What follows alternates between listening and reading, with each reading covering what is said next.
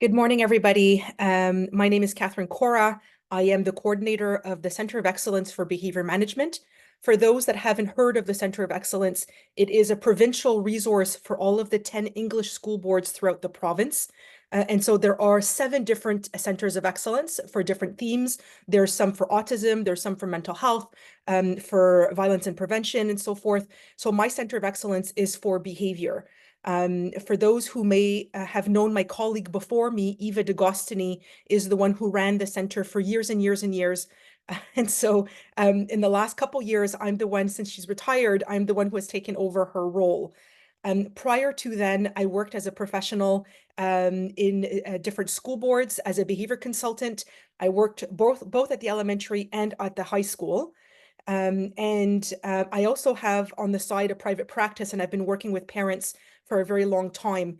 And since my provincial role now, I've left aside the parenting piece because I'm just too busy with so many projects.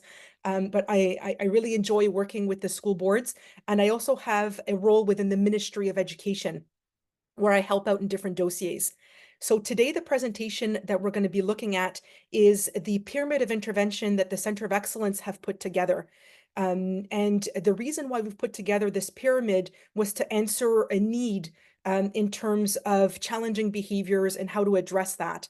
But before we get into the actual pyramid, I want to set the stage as to the kind of the story behind why the Center of Excellence created this document and what are the fundamental pillars of it. And so we're going to look at that. And I'm really catering, this presentation is really catering to all roles. And so I'm not just keeping in mind teachers or administrators. This pyramid is meant for all staff, including daycare. And so we're going to look at the tier 1 best practices for all, look at the more targeted practices for some, and we're going to look at the more individualized practices for few. Yeah, so let's start from the beginning. In terms of addressing student behavior in a school setting, often, the reflection questions that I ask myself or that we look at as a team when we're discussing behavior are the following questions. In terms of training, what is the training that school staff get? In terms of teachers, when they get their certificate to be able to teach, what kind of classroom management 101 or behavior management training do they get? And sometimes, especially now since after COVID, we're also getting staff that because of lack of staffing, we're hiring people that don't necessarily have the training. And so what do they have in terms of experience, in terms of supporting students with behavior? If we're thinking of support staff, so in terms of attendance, in terms of behavior technicians, schoolwork, social work technicians, and so forth, even them that may have had some training in terms of behavior, what type of training was it? I have a colleague of mine who did the special care counseling program, and she mentioned to me the struggle about some of the evaluations that she had to go through, where the expectation was actually quite narrow in terms of the lens, very focused on the behavioral approach, not so much opened in terms of the developmental lens or in terms of trauma informed or in terms of neurodiverse affirming practices and so forth. And so my role into supporting schools and boards becomes very central because what I do is to be able to open the door to making sense of behavior and addressing behavior from a different lens than the more traditional route, which is through the behavioral approach. In terms of student needs, and so the question begs here about the needs and profiles of the student of today. Are they different from what they once were? Think about even ourselves when we were children and went to school, or even our parents and grandparents, or even, the students that we've been working with, those that have been in the school system for many years now. Think back even 10 or 20 years ago, the profile and the needs of kids, has that shifted? And the answer is yes. I see it very much so in my role, that things have complexified. There's much more mental health issues. We diagnose much more for neurodiversity, for autism, for example. And is it that we have a better understanding of it now, and that's why we diagnose it more? Or is it because there's a shift in our society? There's something that has changed in terms of the profile and needs of our students. In terms of our expectations, the adult expectations in the school setting, in terms of our school code of conduct, for example, is that aligned with the reality of the student today? I do this exercise sometimes with schools and school teams about revisiting their school code of conduct, looking at the different adult expectation. What are those expectation and what is the degree of tolerance from the adults within that one expectation? So, for example, wanting the student to be silent in the hallways, or to bring their tone down, the volume down when they're in the hallways. And so is this an expectation that is realistic? And if so, to what degree do we tolerate? Do we tolerate that students can chit chat but at a lower tone? Or do we request that there's full silence in the hallways? And so the reason why I'm talking about this, about adult expectations, is because the expectation that we have is the starting point to how we're going to address behavior. It starts from where we have an understanding of behavior and and what our expectations are. And so, in order to tweak that, this will change in terms of how we tolerate things and how we will address things. In terms of the discipline practices or the approaches that we have within a school setting, I kind of alluded to this a little bit into the first bullet here about having a conventional discipline approach versus having a different type of lens. For example, developmental lens, or having a trauma-informed lens, or a neurodiversity affirming lens. And so is the conventional discipline practice, so through the behavioral lens, is that still relevant in today's context? Thinking about using consequences, thinking about giving time out to a student, um, uh, focusing on the symptoms of a behavior. So looking at the aggression, for example, getting the child to regulate themselves at all cost. These are very much part of the behavioral lens. Are those still relevant in today's context? And by the way, I'm not giving answers to that right now because we're going to unfold this, unpack this through this presentation. It's kind of just to introduce it here. And the last point is, nowadays, what is needed to increase a student's attendance and success at school? And so it's not just a question of getting to students to behave. It's really about shifting that a little bit and thinking about what are their needs? How can we scaffold to help them be more successful in their school setting, to be able to attend school and to be successful at school? And so these are different questions that we're going to look at throughout this presentation. A quote that I really love from Hannah Beach in an article that she wrote called Kids Need a Safe Space to Feel. She's the one who wrote the book alongside with Tamara Stryjak on reclaiming our students. I actually have a copy right here. I'm going to show you. And so for those that have not seen this book before, I strongly invite you to get yourself a copy. I know that at your board, there was some copies that were distributed to different staff members. You may have a copy at your school, and so I invite you to go and take a look at that book. Another terrific book as well is Rest, Play, Grow from Deborah McNamara. And she speaks of preschoolers in her book, but honestly, it applies to all ages. So to get back to this quote, I'm going to read it to you. Our kids are experiencing an emotional crisis. Children are more anxious, aggressive, and shut down than ever. We are seeing clear evidence of this in our schools, homes, and neighborhoods and community spaces. The situation has become so dire that our newspapers are literally writing stories about elementary school age children punching, kicking, and biting their teachers. And teachers to it could be any school staff. The root cause of the emotional crisis and resulting behavioral issues we see in our homes, schools, and communities every day is that children are losing their feelings. And so it's not a question of them not having learnt the right skills. And this is what's different from the behavioral approach from the developmental approach. In the behavioral approach, we talk about learning competency, learning skills, being able to teach those to students. And so from the developmental lens, we're talking about what is needed at the foundation for them to be successful. And part of that equation of what it is that they need is to be able to be vulnerable enough to feel their emotions.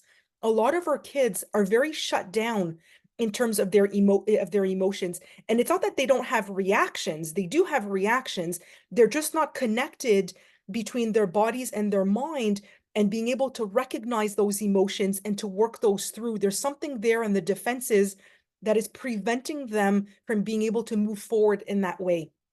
And so we're going to look at, with the support through the pyramid of intervention, how can we help students regain the feeling and regain the sense of their emotions? And this is what's going to allow for them to become more mature in the way that they react and in the way that they manage their emotions. Some of the contributing factors to the fact that our students have lost their emotions are the following. The fact that play, true play, has been lost in today's society. There's a big reduction of play in our kids. They're much more indoors, much more on screens. The type of play that they do is not the type of true play. So they're playing video games or doing activities that are not creative, that are not free, and so forth. Some of them are performance based, like, for example, doing a team sport where there's an expectation to win. And so what I'm talking about is true play, that we do this for the pure engagement and pleasure. And so our kids have lost this. There is research that has shown a direct correlation between the decrease of play in our kids and the increase of mental health issues. And so there is a relationship between the two. Also, the fact that our kids are spending less and less time outside, outdoors, in nature. And that too has an impact in terms of loss of feeling, that they don't get enough time for respite, enough time for downtime without stimulation. And again, this goes back to our screens, the overexposure to screens, to digital devices, to social media. And all of this, not only does it take away from us having downtime where we can rest emotionally, but it also adds an input of stress. Social media has been shown in research to increase stress for different reasons. Another contributing factor in terms of the struggle that staff have with managing behavior in schools is also due in part to the divide between the home and school. And so if we think about years and years ago, where a school was actually quite localized, the kids who went to that school, the school was in their neighborhood, the staff who worked in that school were people part of the community, where the parents themselves went to that school. There was a relationship that was quite bonded between the home and the school. And so children didn't feel like it was either their home or their school. There was really this relationship, this bonding between these two parties, which meant that the child didn't need to take sides. Whereas nowadays, schools are much more regional. The staff that work there don't necessarily live in that neighborhood. And sometimes kids are bused hours outside of the school area to come to school. And then add to that the fact that many parents, through their frustration, whether it was from their own history in school or just their current frustration with school staff or the school setup, that they will vocalize this to their children. And then this creates a divide between home and school. It makes it much more difficult nowadays for school staff to have a natural influence on kids given this divide, because the natural influence that we have is actually based in attachment, it's based in relationship. And so if the child can feel that school is an extension of their attachment village, there's much more intuitively, instinctively in them to want to please and to connect to school, due to the fact that there is a relationship. And so this makes things more difficult now. Not that I'm saying that kids don't have a relationship with their teachers and their school staff. Of course there is. But thinking about some of the more complex cases that we have, some of these kids that come to school very disconnected, that don't have any adult that they trust, that they are willing to open up to, this makes your work more difficult in that type of circumstance. In terms of the society's reflex to avoid discomfort, and when I mean discomfort, not just physical discomfort, pain, but even emotional, psychological discomfort. We have this thing in our society more and more now, this need to make things neat and orderly and sanitized to the point where we are in avoidance about what is messy, what is uncomfortable. And in order for us to feel our emotions, it requires for us to feel some discomfort, for us to be vulnerable.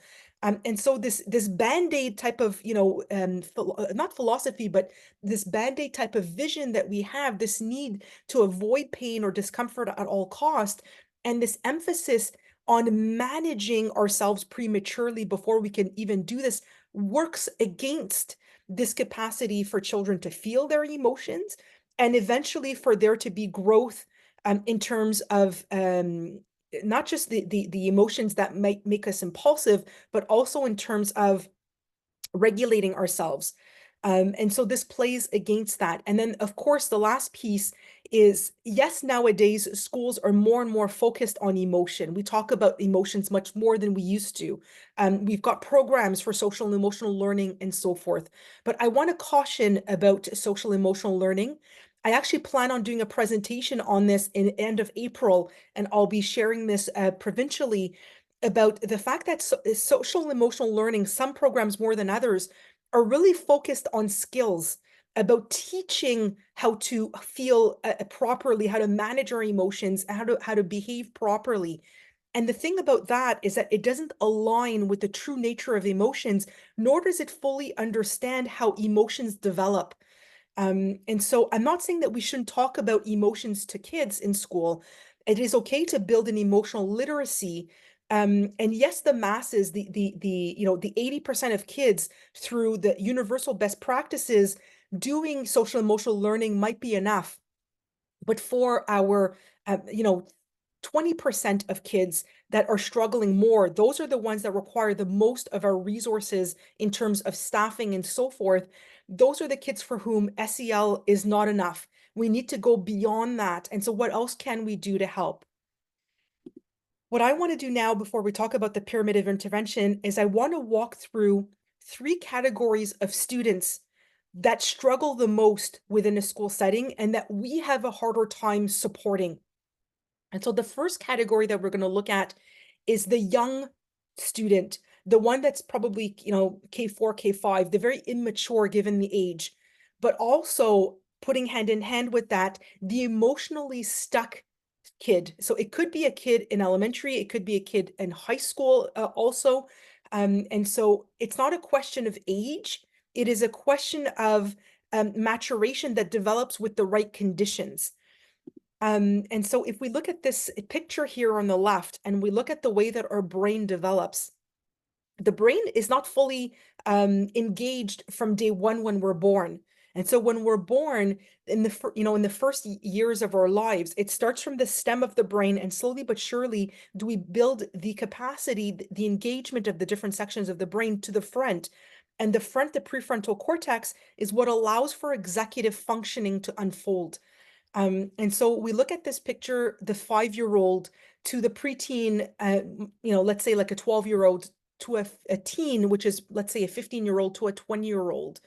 We see from picture to picture the unfolding of the capacity for the higher functioning capacities of the brain. And so it is to be expected that a 4 or 5-year-old cannot self-regulate, cannot have full consideration, cannot be fully empathetic. It is just not in their capacity just yet. They have the potential for it. It is to come as time unfolds. But I also need to say that maturation is not inevitable. So even if we grow older, it is not by default that we grow up. And so you can have even adults that are, a certain age, and yet they have not fully matured because the right conditions were not in place in order to allow for the brain to grow. And so there's only so much energy that can take place in the brain, in the body. And so the energy will be put towards survival or it will be put towards growth. We need to be at rest in order to grow. And so those individuals that have gone through adversity, that have gone through trauma, that are hypersensitive and that their world is overwhelming on a sensory level, those kids have a harder time to put the energy into the growth because their bodies are caught up with survival. and being able to manage on a day-to-day basis. And so it is to be expected that there's going to be a difference there in terms of emotion maturation between a child who has healthy conditions versus a child who's gone through some adversity. If we are talking about healthy conditions, typically it is between the years of 5 to 7 that the prefrontal cortex and executive functionings will begin to be accessed. And so this is not something that has an on and off switch. It is something that unfolds gradually, and it kind of comes in waves, where sometimes they'll have good days and bad days, where on the good days, they're able to access the prefrontal cortex capacities, and on other days, especially when they're overwhelmed, that there's no way that they can benefit from their executive functioning abilities. And so they only begin 5 to 7. And then it's only well into your 20s and 30s do we really get more consistently the executive functioning and so forth. So think about it, those that work in schools at the elementary level, but also at the high school level, and even in adult ed. It's not before really the 20s and 30s where this capacity is fully there. And even us as adults, think about yourself from day to day, where if one day you're tired, you're too stressed, you're not feeling well, you caught a cold, in those moments when we're not at our best, even if the potential is there, sometimes there are things that work against us where we're not able to access that, and we're not able to be fully what we call tempered, to be able to regulate our emotions. So for a hypersensitive child, the gap from 5 to 7 now can increase to 7 to 9, given to the fact that their emotions are intense and that they have it floods into the brain and they have a hard time managing those, that it makes it difficult to kind of focus on growth when they're trying to focus on just the influx of all of this input that they're getting into their brains. So thinking about the autistic child, thinking about the gifted child, um, for those kids, although they may be quite bright intellectually, cognitively, there's sometimes a gap, a discrepancy between the cognitive maturity and the emotional maturity. And so what we want in terms of allowing them to become tempered, to be able to self-regulate, is the emotional maturity. And so sometimes we'll talk to a student who's quite cognitively mature, and as they're calm, they'll give us all the right answers. They'll say to us that they know what they need to do in order to get themselves out of trouble. They'll talk about their tools, but then the second that they are dysregulated, that they're upset, then at that point they don't have access to that part of the brain to be able to retrieve the information they need to get to their tools. So it's not a question of lack of knowledge. It's a question of not being able to access that part of the brain if we are dysregulated. And so the comparison between an immature individual versus a mature individual who has access to their potential is the fact that it's not just the limbic system, that's the emotional part of the brain that gets activated, but they also have the prefrontal cortex, the executive functioning, that allows to neutralize, to slow down the impulsivity of the emotion. And so our younger population, our immature population, excuse me, don't have all of those benefits that the civilized individuals have. I want to look at for a second, what does it mean to be mature? And what are the processes that allow for us to be mature? And how did these unfold? And so Gordon Neufeld, for those who don't know who Gordon Neufeld is, he's a Canadian psychologist out of BC who his approach is the developmental attachment-based lens, and he also based in neuroscience.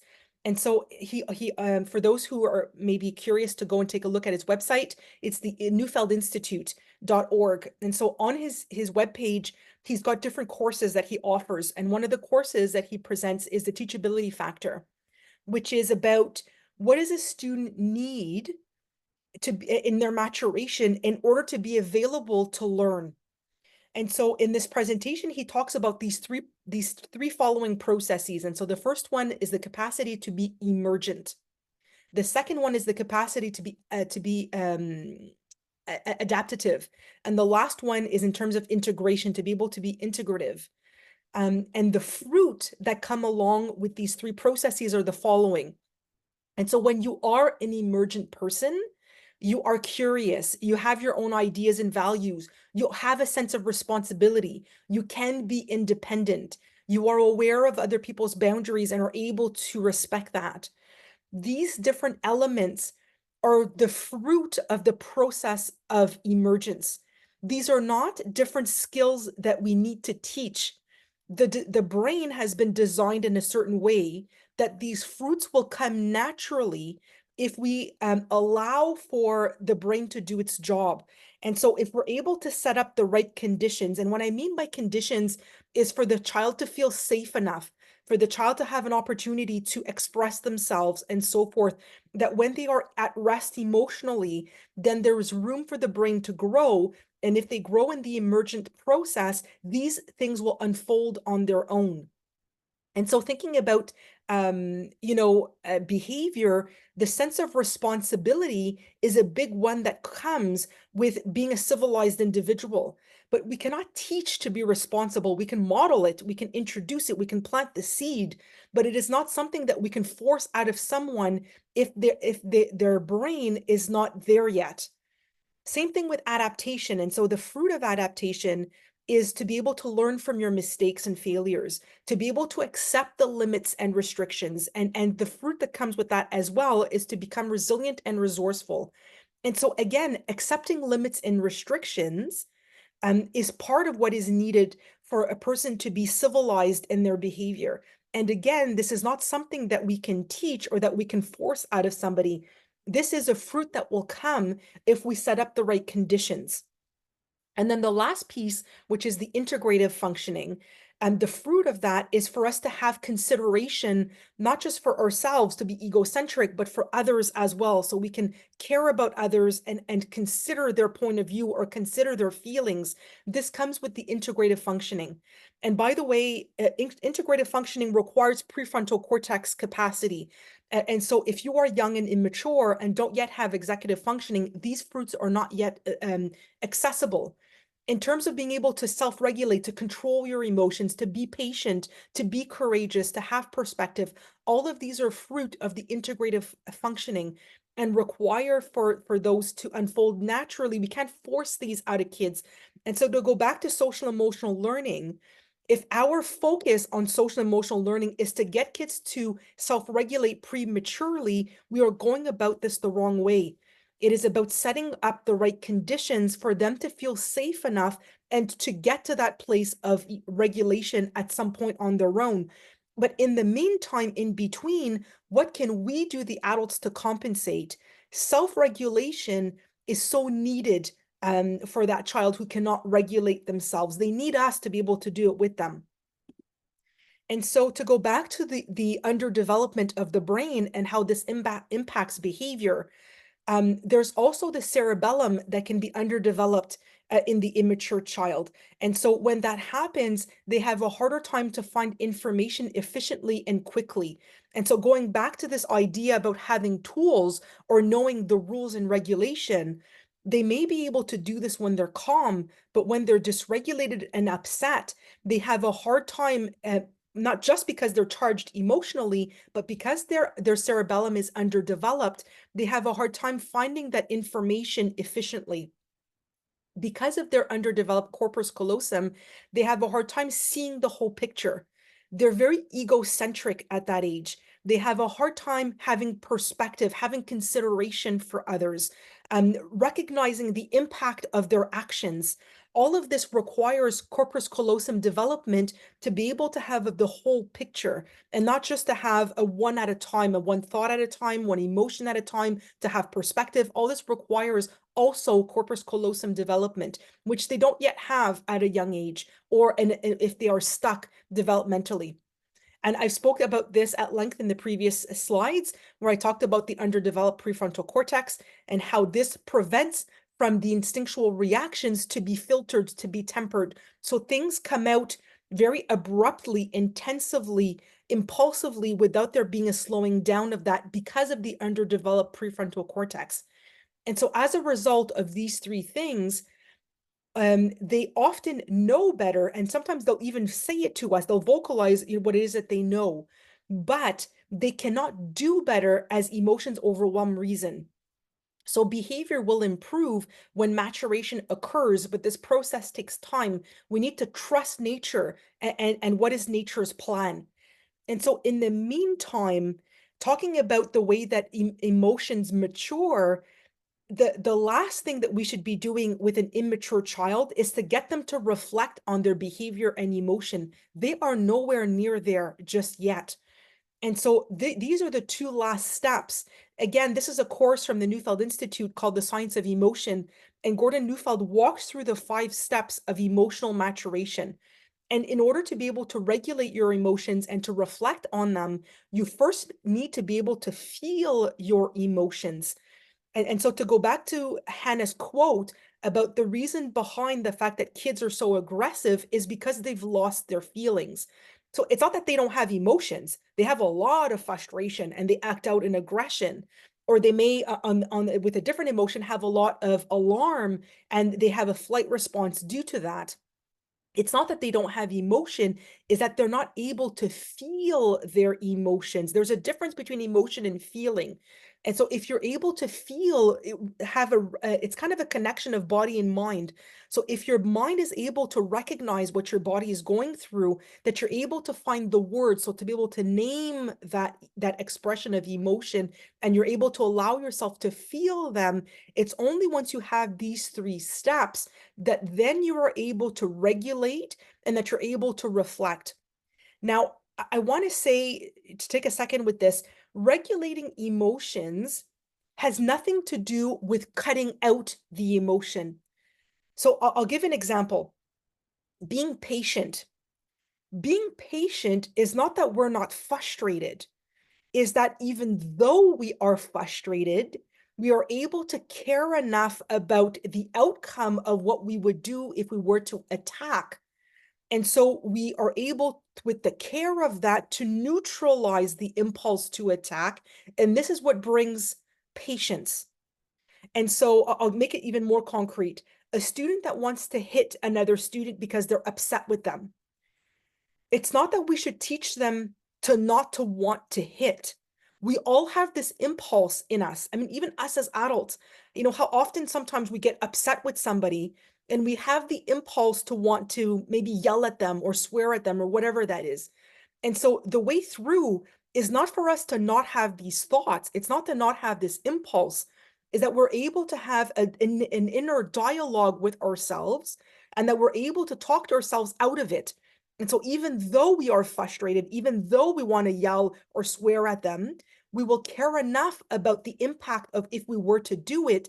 And this is what neutralizes the attack. And so the neutralization of the attack is what we call patience.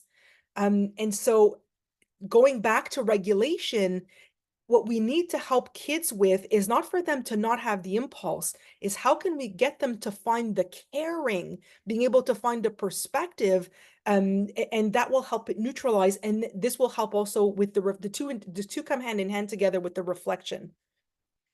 And so again, another thing that is not a good idea for us to focus on is that if the child is upset, and rather than letting them feel their emotions and get through the natural course of their emotions back to recovery, is that we focus on confronting the irrationality or the impulsivity of the behavior. And then we try to focus to get them out of it, or that we focus on self-regulation prematurely, or we focus on getting them at all cost to be calm. The problem with that is that we're preventing them from experiencing their emotions all the way through. Emotions are designed brilliantly, where they are meant for us to come down in them, but then to be able to come out if we allow them to finish their loop. And so recovery comes on the other side. When we're upset and we walk through that upset, we're allowed after that, we allow ourselves to feel the disappointment or to feel sorry for a certain situation or whatnot. This is what we call recovery, or even tears, to find your tears. And so if we go against the nature of emotions and we prevent from the person walking through them from the beginning to the end, we're actually messing with the capacity to feel emotions because we're trying to cut them at the neck. There's a book that exists called Burnout. And in that book, they talk about the fact that adults bring themselves to burnout if they don't allow themselves to fully feel their emotions to the end, that they don't allow themselves to complete the loop of their emotions, of feeling their emotions. And so it's the same thing with kids. If we continuously shut it down before it allows itself to unfold, not only are we preventing them from being able to grow from that, but we are also kind of containing this energy in their system, and this can lead to more stress, more input in the body, and can eventually lead to a form of burnout. So we need to be really careful that we invite emotion. And I'm not saying that we should let kids attack, hit, anywhere, anyhow, and that we have no limits and boundaries. Obviously, we need to establish safety. Of course, we need to have limits, but how can we build time and space for students to be able to walk through their emotions in a safe way that doesn't endanger themselves or anybody else? Because if they don't ever get these opportunities, not only will they not be able to grow out of those impulsivities, but they will also start creating mental health issues. And so, what the immature student need from us is for us to be able to foster a sense of safety and belonging, being able to maximize those attachments, that we're able to adjust our expectations accordingly, having a developmental friendly lens, that we understand that a 4-year-old is not there yet developmentally, and we cannot have the same expectations with a 4-year-old than we would for a 20-year-old. The same thing in terms of the emotionally stuck kid, that even though they are 15 years old in age, it doesn't mean that they are more mature. They might, because of the stuckness, act like a preschooler, and it's to be expected given their development that has been arrested. And we need to look at how can we find ways to compensate for that immaturity, relying on the structures and routines. We're going to look at that in the pyramid of intervention, coming alongside those big emotions, that we support them through co-regulation, managing the circumstances to help them be more successful rather than focusing on controlling the student's behavior. And so looking at in the support measures, what needs to be in place for them to be more successful, where we can compensate and provide opportunities where they can feel and express those emotions, and play can be a way through, especially for those stuck kids that don't want to talk about their emotions. Play can be a way to get around that, to get them to express without them realizing they're expressing. And we'll talk more about that when we get more concretely in the pyramid. But before we do that, I want to walk through the second category of clientele, which is the neurodivergent student.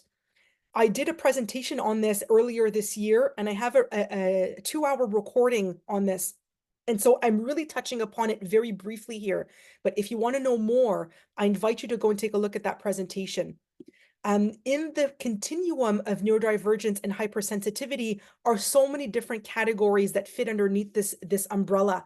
And autism is part of that. And so the thing that is tricky for the hypersensitive student, for that student that is neurodiverse, is the fact that their sensory gating system doesn't work very well. I'm going to explain what that means. The sensory gating system is a capacity, I'll just switch slide for a second and I'll get back to that one, is a filter at the stem of our brain that helps to minimize the input of stimuli from the environment. And so, us neurotypical individuals, through our senses, with the help of the sensory gating system, we are able to cut out the noise and only put focus on the stimuli that we need to focus on. And so, if it's something that we need to look at or something that we need to listen to, we're able to kind of put this bubble around us to be able to focus on the one thing at a time.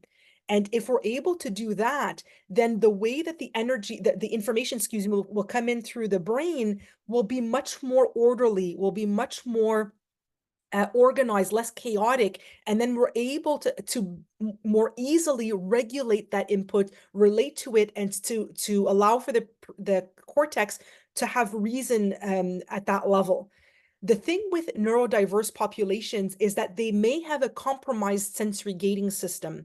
And so the person who has a healthy one that has a good functioning filter is able to cut out the noise and only have one stimuli at a time.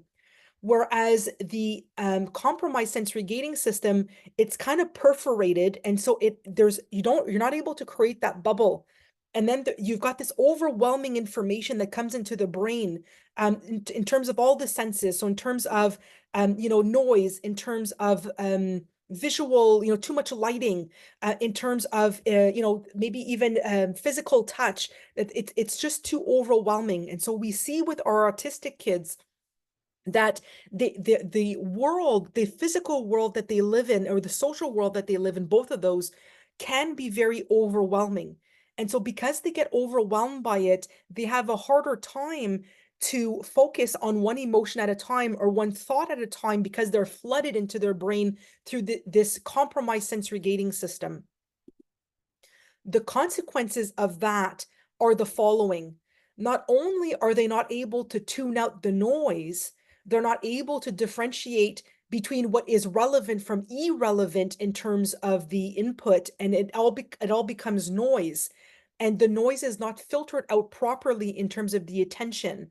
But also they have a hard time because of that to protect the over kind of stimulation, to protect their feelings from that sometimes the signals, the distressing signals, become too much, and that we're not able to protect ourselves from that. It's kind of like an influx, a flooding of that, and it just becomes too much to handle. And it also has an impact on attention, where we have a hard time to put priority on what to focus on. And so all of these things make that they're more easily affected and moved by their emotions. They're more easily overwhelmed by the emotional experience, and they tend to defend that in order to survive. And so the stuckness that may come forth, this causes secondary repercussions. The other thing that also has an impact is the fact that adults who themselves get kind of destabilized by the child's overwhelming emotion have the tendency to want to cut it out, have the tendency to want to get the child at all costs to get to a state of calm. And unfortunately, without realizing it, going back to this slide here about going against the nature of emotions, we're cutting it at the neck instead of allowing for emotions to run their course because of the degree of intensity that it is. And so, sorry, I'm just going to get back to that slide. So the repercussions that happen with this clientele is that because they're not experiencing their emotions the way that they need to experience them, this causes pressure into the system. And so it is known that there are higher rates of anxiety in autistic, but neurodiverse, excuse me, individuals. Up to 84% are experiencing impairing anxiety. And the emphasis that we need to put is the need for the adults to have a better understanding of neurodiversity and to be able to support them in a more tailored fashion that is more inclusive in approach.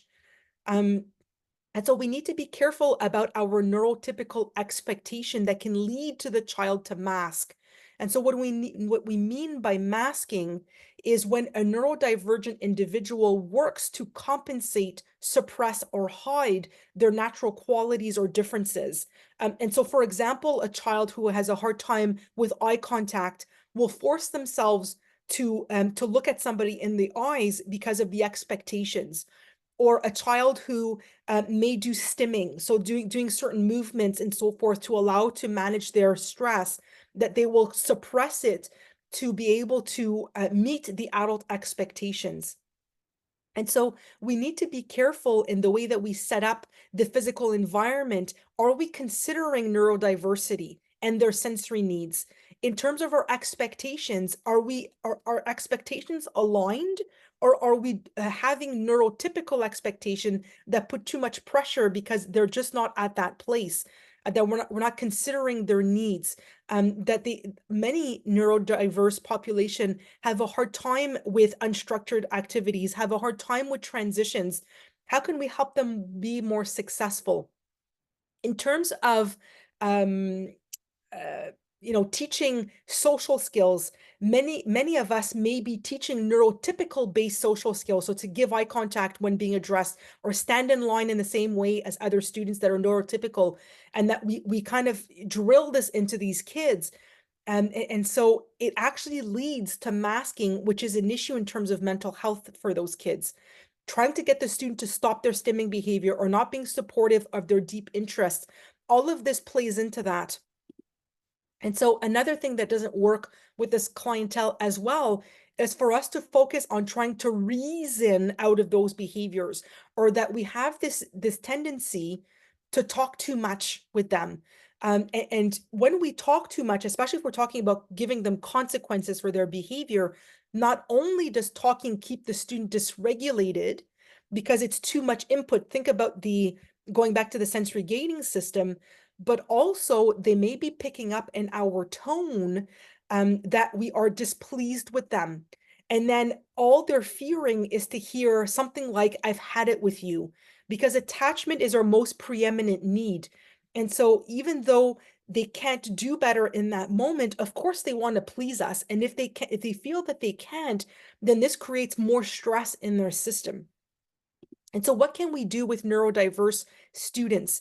And so trying to create an inclusive environment to help them feel safe and supported, and that caters to their different needs and differences, to adjust our expectations accordingly to safeguard from masking, to compensate for the sensory gating system. So how can we help minimize the input in terms of sensory? And we'll look at that more concretely in the pyramid of intervention. Coming alongside the sensory overload, acknowledging the fact that we get it, that they're struggling, that we validate their differences in terms of sensory input. And again, managing the circumstances for them to be more successful instead of trying to control their behavior. One last category of student that we're going to walk through before we get to the pyramid itself, where we're going to look at complex trauma. And so in terms of complex trauma, oftentimes we think about what we call the ACEs, the adverse childhood experiences, which are more typically like physical abuse, emotional abuse, physical neglect, sexual abuse, and so forth. And all of these are probably the most traumatic situations that an individual can be faced with. But trauma doesn't just mean the ACEs. Trauma is not necessarily what happened to you, but what happens inside of you. This is a book from Gabor Mate called The Myth of Normal. And he walks through not just describing trauma. It's a terrific book, by the way, if ever you want to do some more reading on trauma. But it really is, in terms of the culture, in terms of the setup, how can we help um, those students that have the history of trauma to be more successful? And so just making the comparison between a trauma brain that is here on the right versus a healthy brain that is here on the left. And so we can see and the capacity of the brain, the way that it has been engaged. Remember I said earlier with the immature kids that there's only so much energy that can go to growth. It either goes to survival or it goes to growth. And so you can see clearly here, it's not that there's actual holes in the brain, it's just that those sections in the brain are not activated because there wasn't enough space for there to be growth. This is a child, by the way, on the right that was abandoned at birth and put into an orphanage and experienced severe neglect right from after birth. And so we can see for those kids, the ones who go through, extreme trauma, or different types of trauma, and this is at the most extreme, but even a child who hasn't gone through something like that could still have impact on the brain in this way to some extent. And so this prevents from there being the capacity of the prefrontal cortex and the executive functioning. I just want to say for a second that it is not abnormal for a person, any person, to go in and out of sympathetic and parasympathetic in a day. And so the sympathetic nervous system is what is activated when we sense danger. This is what we call the flight, fight, freeze response. And then when we get back into the parasympathetic, this is when we get back to a state of rest. And so it is typical and to be expected that people will go in and out of these two modes throughout their day or their week or their lives. The problem is not that they go in and out of them. The problem is when there's been a traumatic situation and that the person will stay stuck in parasympathetic or in sympathetic. And so in the sympathetic, think about the flight fight response. And so those kids that run away, those kids that leave the classroom, the kids that run out of the school even, this is the flight response. The fight response would be the child who will kick, bite, punch, whatever that is. This is the fight response. At the parasympathetic level at the bottom here, we're talking about the freeze response. So those kids that are shut down, those kids that are disconnected, those kids that are disengaged, those are the stuck on off kids. And so oftentimes, if there's been a history of trauma that has impacted the way that the system will go in and out of sympathetic and parasympathetic, there is a chance that they may get stuck in one direction or the other because of the trauma. The reason for that is the following. There are two invisible handicaps that take place for the complex trauma student. Not only is the amygdala in their brain, so the amygdala is the center of the limbic system of the emotional part of the brain. The amygdala is what is kind of like a smoke detector, is what will will orchestrate the whole sympathetic mode. And so when we go into flight fight response, it is actually the amygdala that kicks off that response. So it will send a signal to the hypothalamus, and the hypothalamus is the one that will orchestrate the sympathetic mode. But it is the amygdala that kicks it off.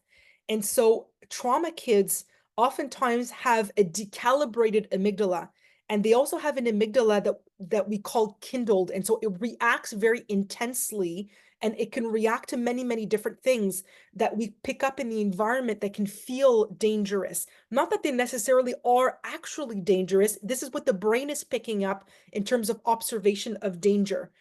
So their amygdala is intensely activated on the one hand. And on the other hand, their prefrontal cortex and corpus callosum is compromised. And so this diminishes the capacity to be able to regulate the impulse.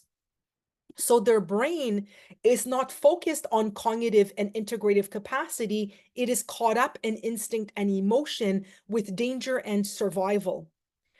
Let's look at this differently, just to kind of illustrate further what it is that I mean. So this image here is a chart that shows the degree of our emotional state, psychological state, vis-a-vis the stress in the environment. And so on the axis here on the bottom, from the left to the right, we are looking at from daily challenges to moderate stress to distress to completely threatening situation, dangerous situations at the end. And we're looking at the axis here from the bottom to the top, which is our psychological state, where we're at a state of calm, to a state of alert, to a state of alarm, to a state of fear, to a state of terror. So if we look at the line here in the middle, give me a second, I'm just gonna take a sip of water. Okay, so if we look at the line here in the middle, we're looking at the neurotypical individual who has not gone through too much hardship in their life. There isn't complex trauma there. Sorry, just give me a second again. Okay. So their reaction is actually quite proportionate, where in daily challenge, they are between a state of calm to a state of alert. And it's to be expected in a day, let's say they're in the classroom and they're faced with a challenge, an academic challenge. It is to be expected that they may get to a level of alertness, but they're still, somewhat in that low category of stress. If we go into a situation that is more moderately stressful, then we see that they've now gone from a state of alert to a state of alarm, and perhaps even almost to a state of fear in that situation that is more stressful. And when we get to the situation that is more distressful or threatening, it is proportionate to the reaction in the body where we're feeling fearful or terrorized. Now look here at the line on the left, which is what we call the sensitized individual. And so the sensitized individual, I fit into this category, the complex trauma kid, and also the neurodiverse individual who gets overwhelmed by their environment. I mentioned here before in this slide, the kindled amygdala. So I want to show you visually what it is that I mean by kindled. And so we can see here in the first section of the daily challenges how exponentially the state goes from a state of calm to a state of alert, and even to a state of fear, just in daily challenge. This is what it is, the kindled amygdala. It's the amygdala that explodes and that reacts very quickly, very intensely. And so in those kids, we see how quickly they react just in daily challenges, and then it tapers off, and to be expected vis-a-vis these more distressful and threatening situations. The reason why we're promoting the pyramid of intervention is because the pyramid of intervention is to help build resiliency in our kids. And so if we look at the third line here at the bottom and we look at the resilient kid, we can see that not only are they able to better manage in daily challenges, that we see that in moderate stress, they're still capable of staying in a state of calm. And it's only when things are distressful and threatening that they then react proportionately accordingly. And so we want for our students to be able to be successful in class, to not be dysregulated by regular challenge, and to be able to manage on a daily basis. And so the key is not to make the sensitized child unsensitized, it is to help them build their resilience.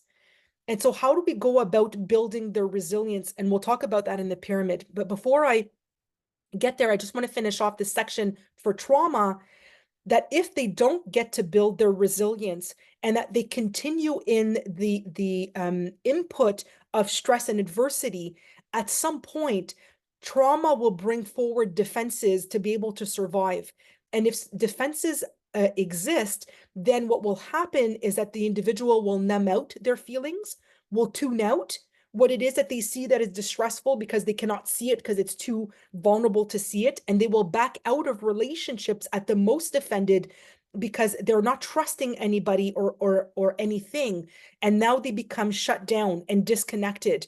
And so we want to try to prevent from this happening. Remember when Hannah Beach in her article was saying that the reason why there's so much outward aggressive behavior is due to the fact that kids are losing their emotions. And so if kids are numbing out because there is too much and that they cannot tolerate, they're not resilient, they're not able to bounce back from that adversity, then chances are the numbing out will now lead to more behavior and more shutdown. And unfortunately, sometimes because of the lens that we're using, we may think about using a more conventional approach, using consequences or using a behavior management tracking system, sending the student to the principal's office, maybe putting them in detention, having them sign a behavior contract, zero tolerance around certain behaviors, and then ongoing suspensions as a discipline measure. All of these only make things worse. And so it becomes this vicious circle that, because of the defendedness and the immaturity that this gives alienating behaviors, if the adults are reacting, in upset discipline and trying to correct the behavior, this just becomes a vicious circle. The other thing to consider with trauma kids as well is, where do they situate themselves in the stress response? David Melnick is the one that spoke about this.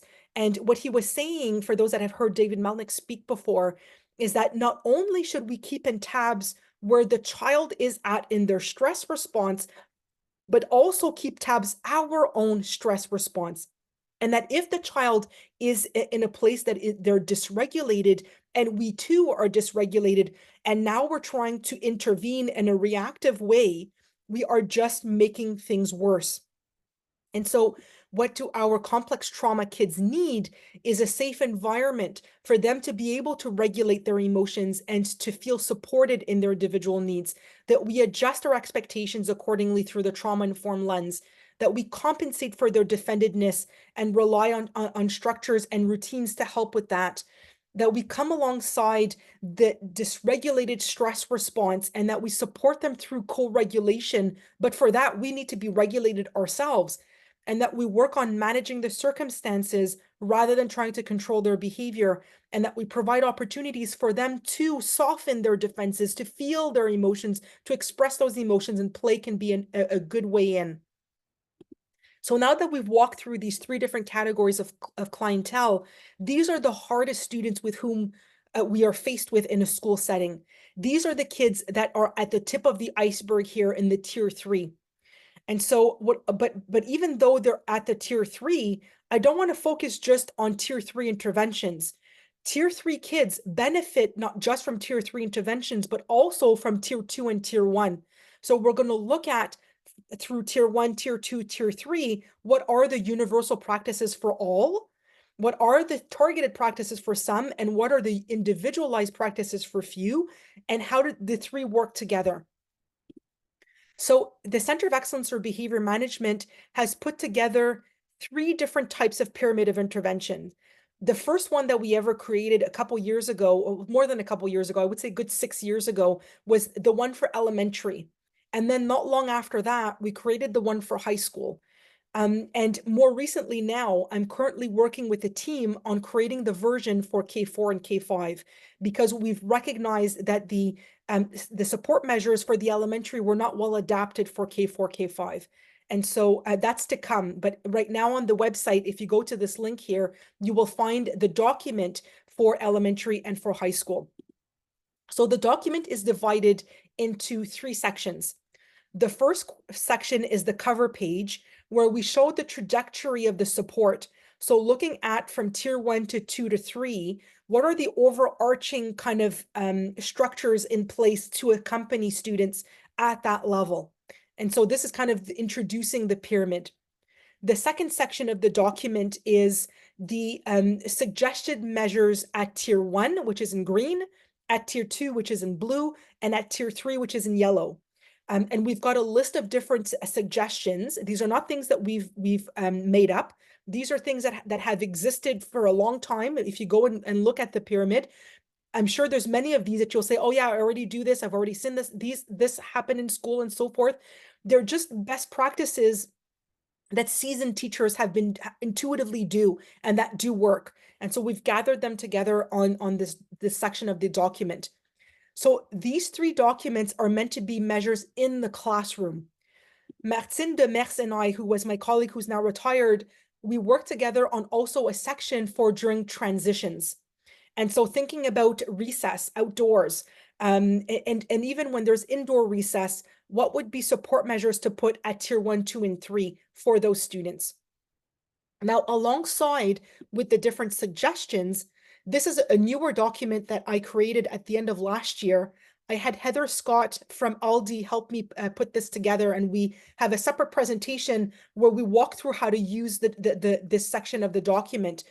And the reason why we put this together is because we were getting questions from staff about, I understand the different ideas, but it's not clear to me in my mind, how do I know that I've done everything that I could do at tier 1 and that now I'm ready to move on to tier 2 or now I'm ready to move on to tier 3? And so this is kind of like a decisional tree where we walk through certain questions, reflection questions, and as you answer those questions for yourself, you see whether or not you need to backtrack and apply those, or if you haven't, or apply those differently if you have. And then if you have walked it through, then to go on to the next step. And so this was the purpose of this other section of the document. So I invite you to go and take a look at the pyramid of intervention. It is there on the website at this link. So what I want to do with you now is I want to walk through tier 1, tier 2, tier 3 more concretely about what are those circumstances that we need to manage in order to help our immature kids, our neurodiverse kids, and our trauma kids to be successful. And so just keeping in mind that tier 1 universal practices are meant for all. That it's for the group as a whole, that it's for, and during, this is during class time, but during transitions, it's for all kids that are outside in the yard. And so these daily practices that are meant to be done daily, preventatively, can be led by any adult who's involved in that moment. So it could be the teacher in the classroom, it could be the lunch monitor or supervisors during recess and lunch, the daycare educator during daycare and so forth. Whichever adult is in charge of that time and space, that any adult can do tier 1 best practices. And again, these things need to be done preventatively on a daily basis. The reason why they need to be done preventatively is because when students are dysregulated, they are not receptive to try something new. They are not available to explore something different. They're in survival mode. And we, as adults that are trying to manage a child who is dysregulated, it is not our best work. In those moments, all we're trying to do is to establish safety and make sure that things don't escalate further.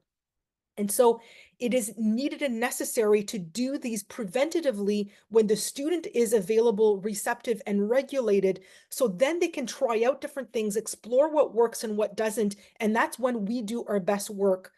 And so some of it is focusing on the physical and social setup of the environment, being intentional in that, making sure that our practices are inclusive, and making sure that we offer an array of tools and resources to help cater to a range of needs and differences.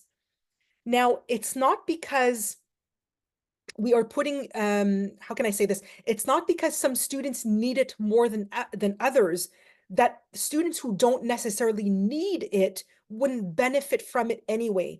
And so universal practices are meant to be used for all. And so those that need them will benefit, and those that don't need them would still benefit from them anyway. And so here are examples of universal strategies in terms of the physical setup of the space. And we'll get into more concrete in a second. I just want to walk this through quickly. In terms of the adult child relationship, the greeting, the engaging the student in the relationship, in terms of the structures and the routines, in terms of the expected behavior, are we introducing these, modeling these, having visuals, doing this in the play mode to make it more engaging and fun, and they'll be more receptive to doing it in the play mode. Having differentiated pedagogy and inclusive practices, having time spent not just on academics, but also on the other cross competencies and on the emotional literacy. Having in the room alternative spaces, brain breaks that are so well needed, quiet time activities that can be a brain break, emotional release activities, designated area in the classroom, community projects perhaps, and outdoor opportunities. Oh my goodness, there's a lot of literature coming out right now on the benefits of outdoor opportunities. So if you want to look at more concrete ideas and examples on focusing on attachment-friendly practices at the elementary and at the high school, I invite you to go and take a look at this article and at this video, where it just gives additional ideas. In terms of the physical setup of the room, being inclusive, thinking about our neurodiverse population, being careful that the room is not overwhelming, that is too cluttered, too colored. It's just too much input. And so being careful about the quantity of decorations, the intensity of the colors. And this is not just for the classroom, also for the daycare room. To think about even the hallways, the paint in the walls in the school, being careful about that. In terms of minimizing the sensory input, maybe putting some covers on the neon lights, maybe having privacy carols that can help with students. I have a document on the website that will give additional ideas on how to set up the room and to be inclusive in the way that we set up the room. So I invite you to go and take a look at these two documents. In terms of the structure and routines, thinking about in the structure with visuals, we were much more intuitive during COVID, where we had different decals on the floor, we had masking tape that we were using, hula hoops or different things. These are things that kids benefit from. And so we don't need to have this just because COVID was there. These are things that we can ongoingly have to give visual cues to kids on what to be able to structure them. In terms of organization in the classroom, being able to impose order in that way through the structures in routines. In terms of flexibility in the classroom, not that we need to have a full-on flexible class. I'm not saying that we should remove the desks and the chairs. What I'm saying is could we have a couple options in the space that offer some alternative options? Because many students don't do well sitting down at a desk and chair. Some students need to do this standing. They need to do this on the floor. They need to have a bit of movement to be able to learn.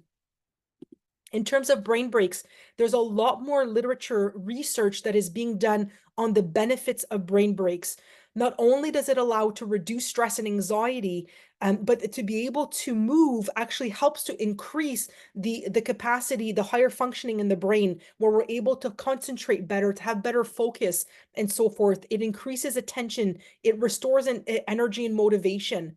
I've got a whole list of different research on this webpage. I invite you to go and take a look. And please know that brain breaks are not just for elementary. Brain breaks are also for high school. And so there's this article in Editopia on brain breaks tailored, for high school students. Not all students do well with high level energy activities. Some students get more dysregulated by intense energy, physical stuff. And so they may benefit better from doing an individual quiet time activity, something that is more recentering, something that is more cocooning. And so for those kids, you may want to recommend something like doodling, coloring, knitting, mandalas, and so forth. And so we've got a whole list of examples, and these can be done in brain break in the class. These things can be done at other times during the school day. In terms of releasing emotions, having activities to allow for emotions to release themselves through different mediums. The person who has put together tons and tons of ideas is Hannah Beach. She's on her blog. She's got 3 different articles where she gives examples of emotional release activities, but she also has an inside out handbook. And so for those that have the copy of Reclaiming Our Students, you get the inside out handbook for free. And those activities are not just for elementary, they also can be tailored to high school, where through different mediums, through movement, through music, through art, and so forth, where we can set up some time and space for students to release emotion. And so again, at the high school level, how can we go about doing this? In terms of building emotional literacy, using different stories, I forgot to add here onto the slide. I have onto my website into the tier 1 section links to 3 different Padlets where I've got activities and books for elementary that cater to emotions and different other outdoor activities even and so forth. And so I invite you to go and take a look at that. In terms of the designated area in the classroom, I strongly recommend that this is not just done for elementary, high school this can be done as well. And so here's a picture, an example of having a quiet corner in the high school level. Students could get noise canceling headsets and could work on something individually. If there's no space in the classroom, this could be done in the hallway, or it could be done in an alternative space in the building. But to be able to give opportunities for students to pull themselves away from the group and to have downtime, respite time, or just alone time to be able to focus and work on individual things. And in that space, we could be putting different tools there, tools for sensory, fidgets, different things to be able to help recenter and so forth. And so if you're going to be putting tools in place, the importance that we don't just put tools in a bin into the space, these tools need to be introduced. They need to be modeled. We need to explore with the student, the group, these different tools, what works, how do we use them properly? What do we not do with those tools to put boundaries around that, rules and regulations. I did a whole presentation last month on tools versus toys, and that the same item could be used as a toy, but could also be used as a tool. And what is the difference between the two? And so I invite you to go and take a look at that presentation. I have a grid on there about the steps to be able to accompany a student with the use of a tool. And we have a whole slew of different types of tools and what are the benefits of those tools. So I invite you to go and take a look at that presentation. In terms of outdoors, the not just going outside during recess and lunch, but actually having outdoor learning, outdoor engaging activities and play, that this allows for students not just to breathe the fresh air and to be in nature, but to, to be able to have more space as well. There's more and more research that is showing the benefits of this. In terms of recess, in terms of the schoolyard, my apologies, this document is in French. The Ministry of Education put together quite a few years ago now, a document called Ma cour, un monde de plaisir. And in this document, they cover how to structure the schoolyard in order for students to have more success in managing, for things to be less unstructured in terms of the setup of the space, in terms of organization, in terms of the adults that are supervising, in terms of animating different activities. And there's also a whole list of different games that they suggest in this document. And so I found on the web on the internet an English version, which is not the exact same thing as this one, but for those that are not don't speak French, you have, at least for the elementary and for the high school, a document here from the Ministry of Education, and it gives certain pointers. And so thinking about, when have we in our school set up the schoolyard? Have we considered the where? So how are we dividing the yard into clear sections? The with whom? So who are the students that are interacting with each other? What types of activities are they doing? What types of games? Have we considered the season? And so sometimes schools are very organized during fall or spring, but during winter, the second that there's ice or snow, there's nothing to do out there, and then the kids get themselves into trouble. In terms of the scheduling, in terms of the how are we supervising, how are we animating, and with what materials are we using? And so I invite you to take a look at these documents here, to get more ideas.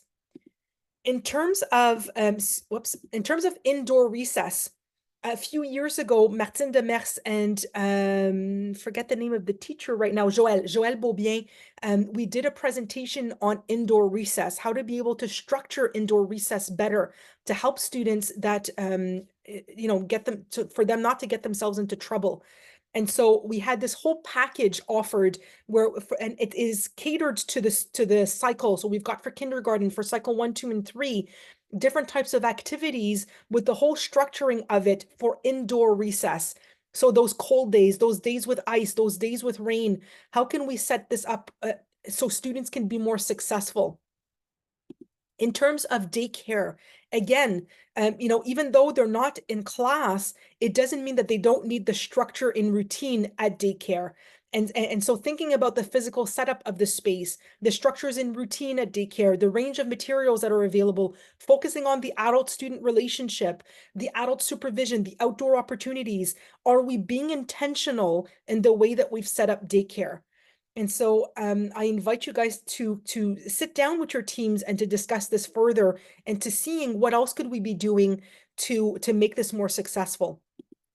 In terms of tier 2, looking at targeted practices. And so targeted practices are meant to be done not necessarily with one adult alone. Support staff get involved oftentimes in targeted practices at this point. And targeted practices are not meant to be done instead of universal practices. We are adding them to universal practices. And so examples of targeted practices are setting up check-ins with a significant adult.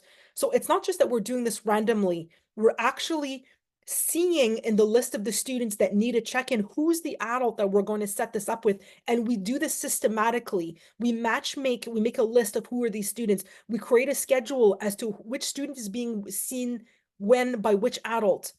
This is so important, the check-in. In terms of the designated area in the classroom, now is being scheduled for certain students. For example, right after recess, they need to have a respite before they can be available to go to class and learn. That the preference, the alternate seating and workstation, those are assigned to the student. We've explored one that works for them, and we've assigned it to them, or that we give them preferential seating. We may want to consider an alternate classroom entrance and exit. Many kids don't do well to transition from one place to the next with everybody. They get overwhelmed in the hallway, getting dressed and undressed in the cubbies with everybody else. And so can we set up an alternate classroom entrance and exit? Movement breaks, so above and beyond the classroom brain breaks, could we set up in the hallway break stations, movement break stations for them? And those are scheduled.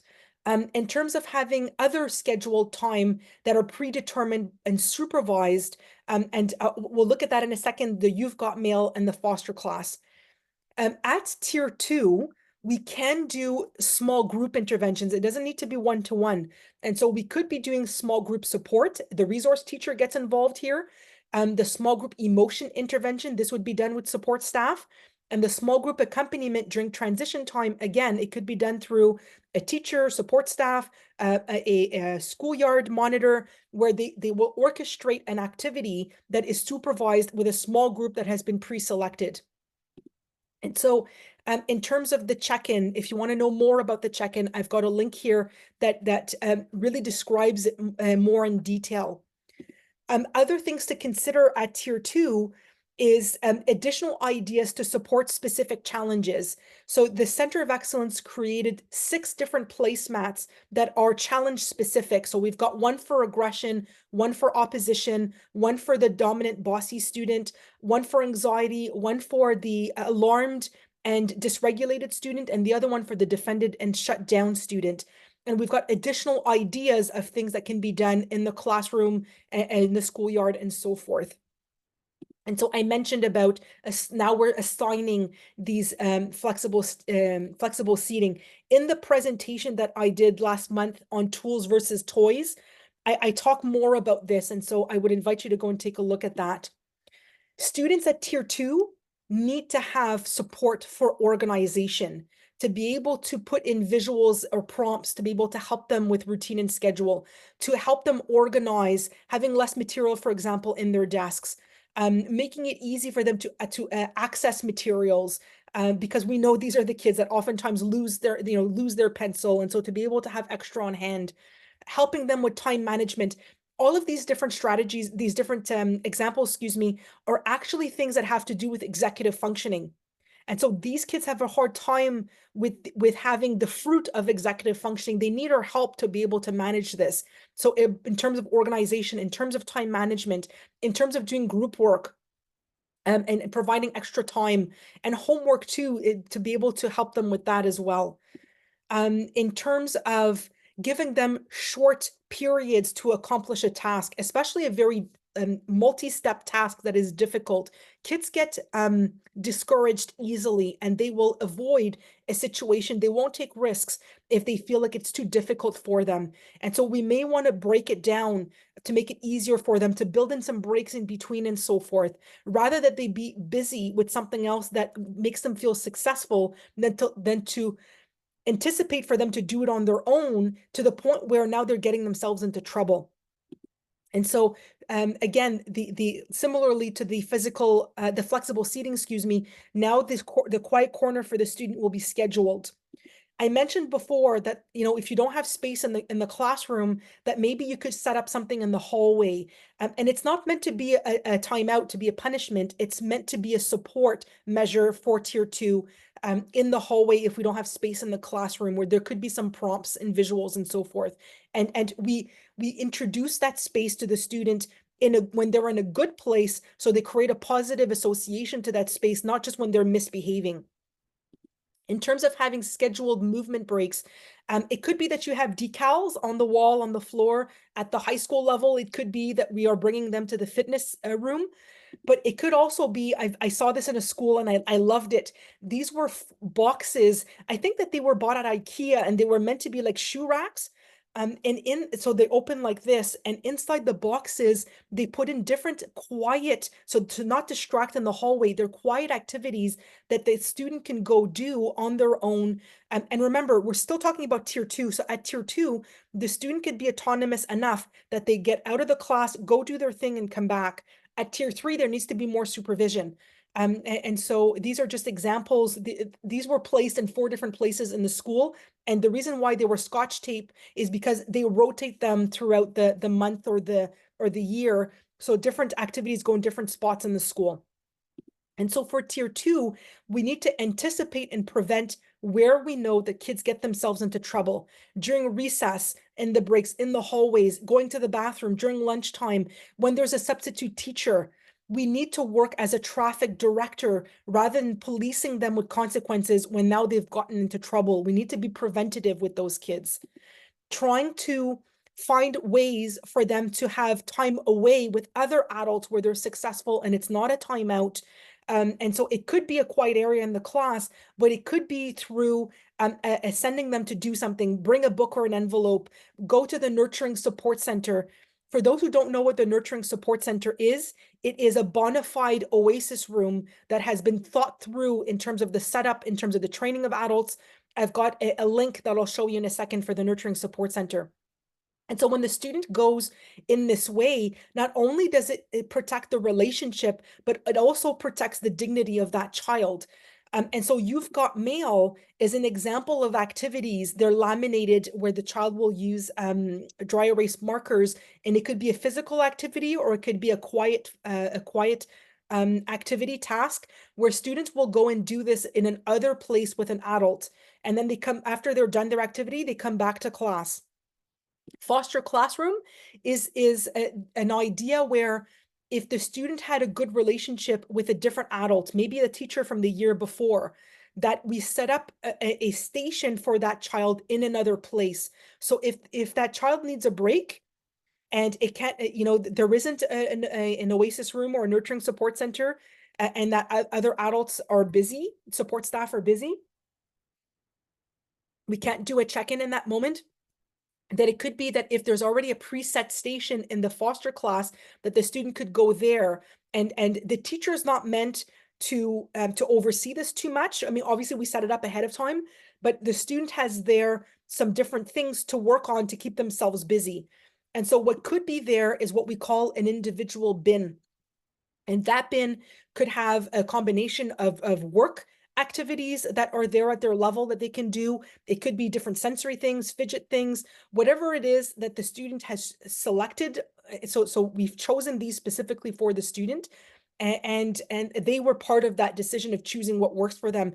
This could be used in the foster class. This could be used in the nurturing support center. This could also be used in the quiet area in the classroom. Now, in terms of small group emotion intervention, the Inside Out Handbook can be used not just with the class as a whole, but could also be used with a small group. Or Martine Demers had put together a document called Understanding Frustration Buildup, and she's got examples in this document of activities and materials that we can use to help manage, walk through emotions, express emotions. So I invite you to go take a look at these two documents. And of course, as a school team, now if we're working with students that are at tier 2, getting on to tier 3, we have other materials, documents that are meant to be used either by consultant, a professional, and an administrator.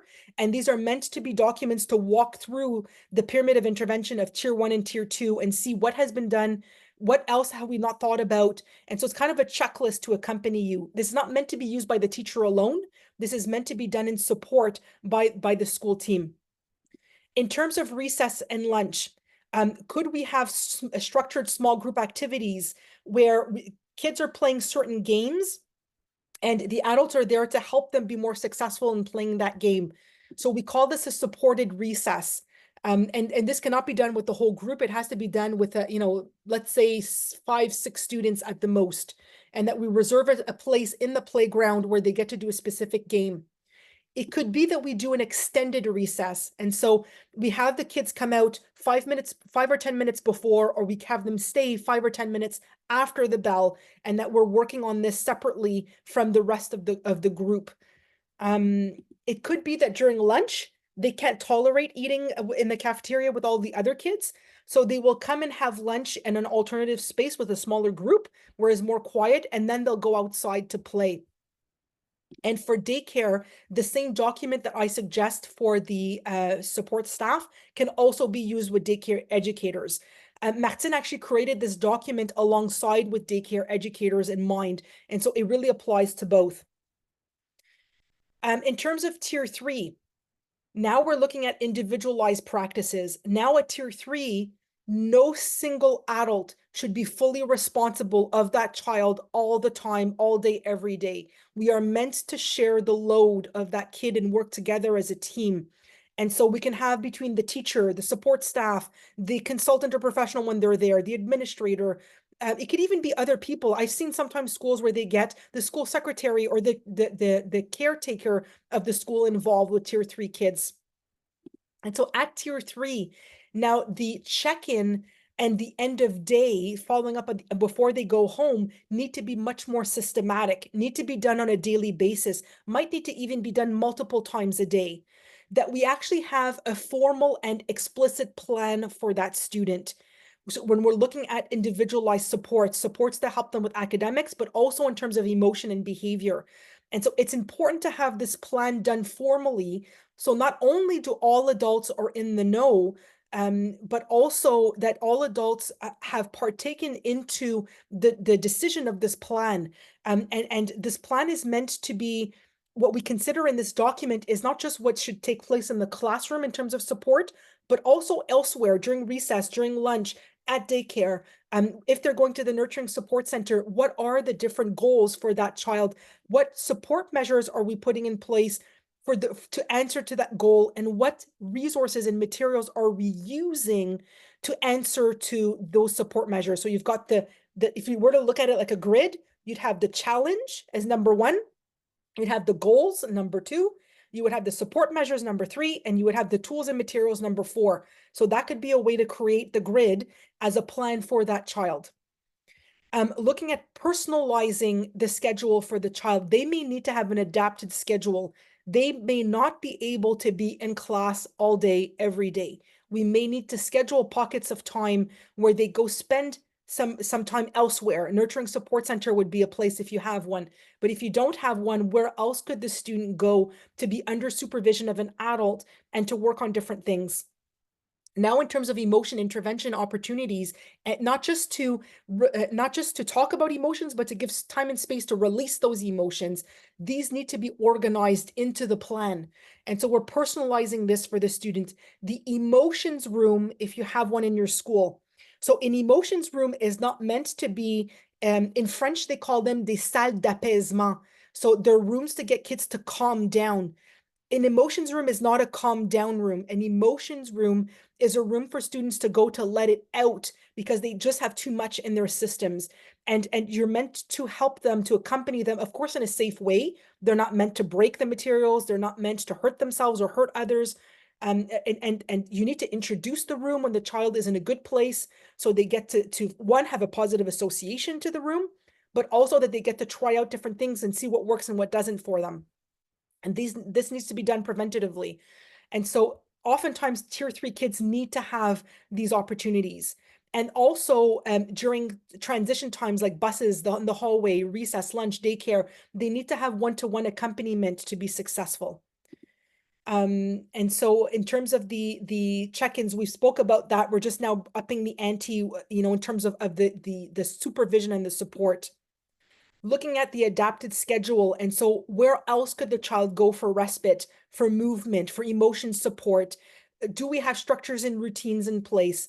Does the student have choices? So talking about choices, so if they would need a tier 3 to have an individual bin, but along with that, they would have a personal choice board. And there's a link here to be able to see what that is. And so on the choice board, the student would get to see visually what are the tools that they've selected that work for them when they're dysregulated. And so the point of making it visually is, one, to help them remind them of what it is, and two, the adults minimize their talking. And so it really helps to avoid resistance to the adult's directive. It becomes that and you could put this a choice board into the bin. And so student has access to that bin and will go in and see what it is that, let's say you're putting 6 different options, which of the 6 the child will use for that moment. I mentioned the Nurturing Support Center. And so the Nurturing Support Center exists both for the elementary and the high school level.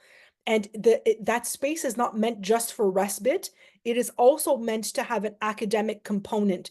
And so students will go to that space, yes, to take a break, yes, to be able to release emotion, or move or whatnot, but also to be able to practice one-to-one with an adult. What are the tools that help them be more successful in their learning that can be transferable back to the classroom? And so if you want to know more about the Nurturing Support Center, there's a link here to go and see. I talked about the emotions room, and so I also have a link for the emotions room. And by the way, both for the Nurturing Support Center and the emotions room, I've got video capsules, I've got documents that are supporting that. So I invite you to go and take a look at those. In terms of the intervention planning documents, this is an example of a document that you could be using, but you could also be using, like I mentioned, the grid with the 4 columns. That could be another way that you can do this. And I also have supporting documents for the team to walk through certain questions to see how can we better support that student in tier 3. In terms of transitions, so during the, in being in the hallway, the schoolyard, lunchtime, recess time, daycare, school bus, there's a separate document that exists for tier 3 on different support measures. And so some examples of that could be in the morning entry that we have a sheltered homeroom. So we're doing the check-in first thing in the morning with the student one-to-one before they go to class. It could be that we're doing a sheltered recess. And so the student will not go outside with the rest of the group. They may do something one-to-one with the adult or with another student, play a game or something. And so that document really walks you through how to set that up. Same thing for lunch. And so whether it's to eat or to stay just for the eating portion or to stay for the eating and the following portion after they've eaten, how can we set up a sheltered lunch? And the last piece in terms of the sheltered is the end of day, where we do a sheltered recap. And so right before they will take the bus or they'll leave, how can we do that check-in, that recap with the student? In terms of those that go to daycare, that don't do well to transition from the classroom to daycare, and I'm thinking especially during the winter season when they are dressed, some of them actually are dressed in their snowsuits, waiting to get attendance before they go outside. And these kids, oftentimes tier 3 kids, get disorganized. And so an idea could be that in between the time that it's the end of day and that they go to daycare, that they actually go to the nurturing support center in between. So before the bell rings, the adult from the nurturing support center support staff will come and pick up the student in the classroom.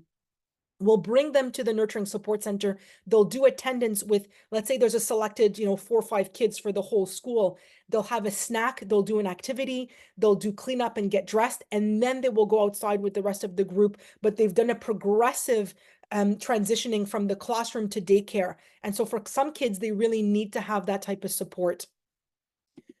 In order to complete this presentation, I want to walk through briefly the fundamentals of the pyramid of intervention. So I mentioned before— Which app do you want to? sorry, I mentioned before that the pyramid of intervention is not something that we made up out of nowhere. These were based out of best practices from seasoned teachers, but also we've kept in mind different lenses in terms of the attachment, the development, research on the brain, neuroscience, trauma research, neurodiversity affirming practices, and the research and benefits of play. And so all of that has been considered within the pyramid of intervention. I mentioned this before about the priority given to prevention. And so you've got it here kind of more detailed.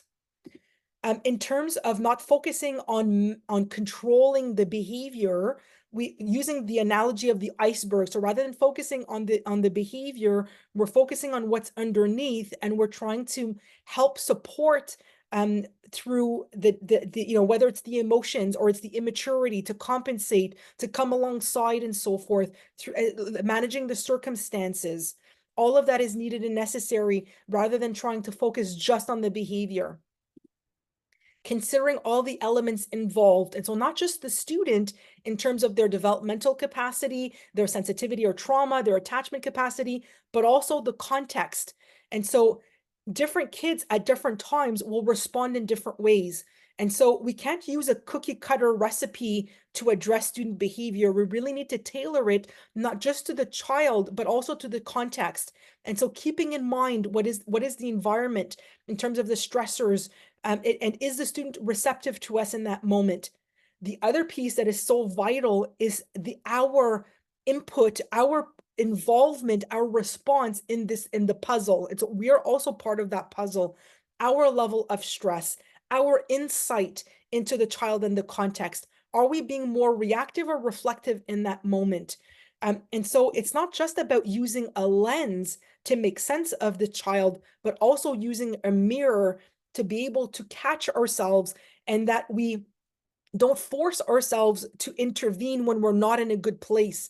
We are meant to work on this, especially with tier 3 kids, as a team. And so to be able to tap out of a situation that we're triggered by and to have a colleague step in is so needed and necessary.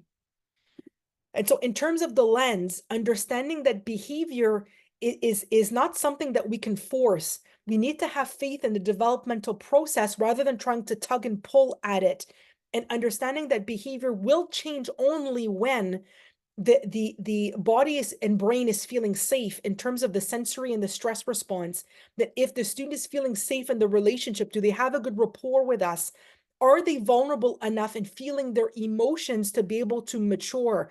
And eventually, have they gotten to that place of maturation? Do they have access to the fruit of the prefrontal cortex to be able to be more civilized in their behavior? And all of this will happen only once these elements are in place. And so, in terms of the analogy of the gardener, we're more intuitive when it comes to gardening. We know that when we plant a seed, we're not going to get the flower right away. We know that the seed will grow into a plant that will eventually give a flower. And in order to get the flower, we don't pull on the plant, we give it what it needs in terms of sun and nutrients and rain and water and so forth. It's the same thing with our students. What is it that they need in order to grow? So what they need in order to grow is to feel safe so they can be at rest, that they have a sense of belonging to the school, that they are able to feel their emotions. And many stuck kids need play in order to get unstuck and to soften. They need for us to help them to regulate. We need to do this together, to co-regulate together. And so if the child is regulated and the adult is regulated, this brings a child who's regulated. If a child is dysregulated and the adult is regulated, we are able to help through co-regulation to help them become regulated. But if the child is regulated and we are dysregulated, chances are we're going to trigger the child and they will become dysregulated. And at the end, if we are both of us, so us and them are dysregulated, nobody can help anybody. And we're not at all going to help a child who's dysregulated become regulated when we ourselves are dysregulated. And so the important for the adult to be regulated. And we're not machines, we're human, we've got emotions, we get triggered. And so how can we work as a team, the power of teamwork, to share the responsibility, to share the weight, to communicate on these difficult cases, to collaborate, to have a plan. This is so needed and necessary for those kids. And throughout this presentation, I've given different links to go and view the website. Here is the main address, cebm.ca. And if you go into the resource center, you will go to a whole other section with different resources and materials. Thank you so much for listening to this presentation. I hope that this has been helpful. And we're now going to move to questions. I'm going to stop the recording.